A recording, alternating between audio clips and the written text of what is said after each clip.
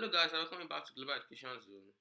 And today in this episode of Crash Excel Formulas, we are going to be dealing with an aspect of Excel which has to do with inserting formulas. So we have the insert function in the formula bar. So when we go to the home tab, also we have the this will be for auto sum. So when you click to the right of this, that arrow, when you click the arrow, you will get a list of the functions that you can use. So if you click on more functions, it will take us to the formula builder. Now this formula builder, it's kind of place that it actually looks at different functions that are available in Excel, and then it lists them out. And then when you click on any one of these, you can actually use one of them. So let's see what I actually need. So basically, but before that, let's talk about a kind of um, function that does not require any input. So an example of that is today function. So if I click on today, so this today, if I click today, date and time today.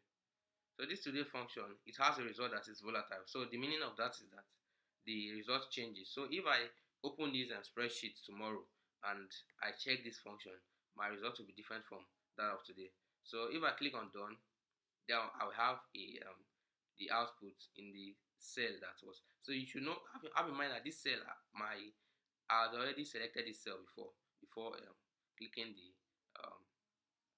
the auto sum part of the menu. So basically today's date is 12th of rather 5th of December 2022. So basically that is the date of today, and if I check this tomorrow it will be 13th. If I check it in the next 2 days it will be 14th. So that is one function in Excel.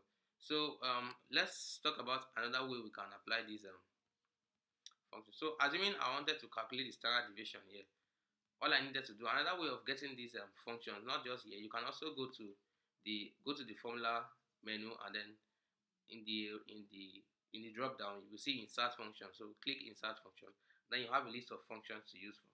So I need to look for the standard deviation. So just type st, and then you get your standard deviation. So I will double click on it, and then what the exciting thing about the formula builder is that it gives you the option of you can actually insert your variables or your values in placeholder. So for example, if I was looking for the standard deviation, I could just insert all these values, or I could just click the range.